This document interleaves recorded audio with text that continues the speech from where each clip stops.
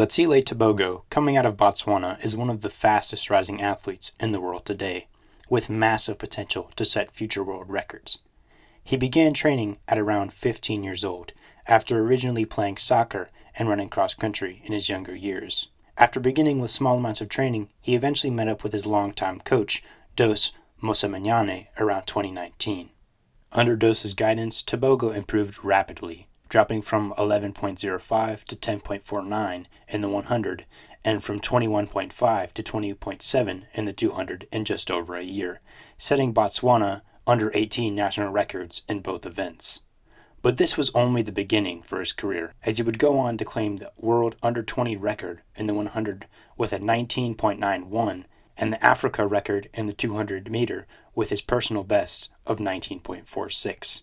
And that's not even mentioning the multiple medals he's collected at the Olympic and World Championships, his 43.03 4x4 split, and his 100 best of 19.86. But after seeing all these achievements, you may be wondering how Tebogo has become so fast. Well, that's just what we'll be discussing today. The early season for Tebogo begins in October, with this being considered the general preparation phase. It's focused on building endurance and developing overall conditioning, and this is done through activities such as hill sprints, banded resistance sprints, workouts with limited rest, extended warm-ups, and longer cooldowns. This is done Monday through Saturday, with a pattern of going from difficult days to light days, and a concept known as supercompensation. Altogether, this time period accounts for around 4 to 5 hours a day, with dual workouts including morning workouts and running, and lifting in the afternoon, which Tebogo has stated prolongs the muscle and conditions the muscles to know when to fire and when not to, or in other words, when to run hard and when to rest easy. After this preparation phase has come to a conclusion, in the month of February, things get more focused, as big races are soon to come.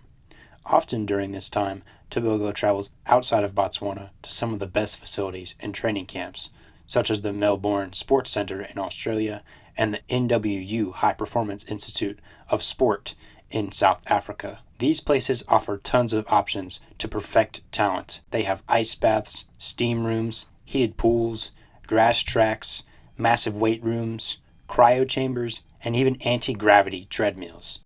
During this new phase, a typical week has implemented new phases of rest, with that being on Thursday, Sunday, and sometimes even on Saturdays, allowing for recovery to be perfected and allowing the period to be focused on improving technique, motor coordination, and top speed. Specific workouts would focus on block starts, the drive phase, and the lactate tolerance.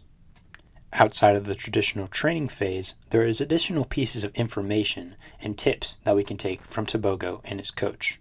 The first piece of advice is to stay off social media during peak season.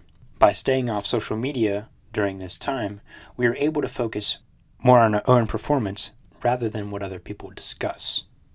Then the second piece of advice is not to focus too much on our placement for sake of stress, as at the end of the day, it's often better to just look at our past performances. Overall, looking at Letsile Tebogo's large transformation over the years shows that with the right assistance, knowledge, and passion, growth is destined to happen.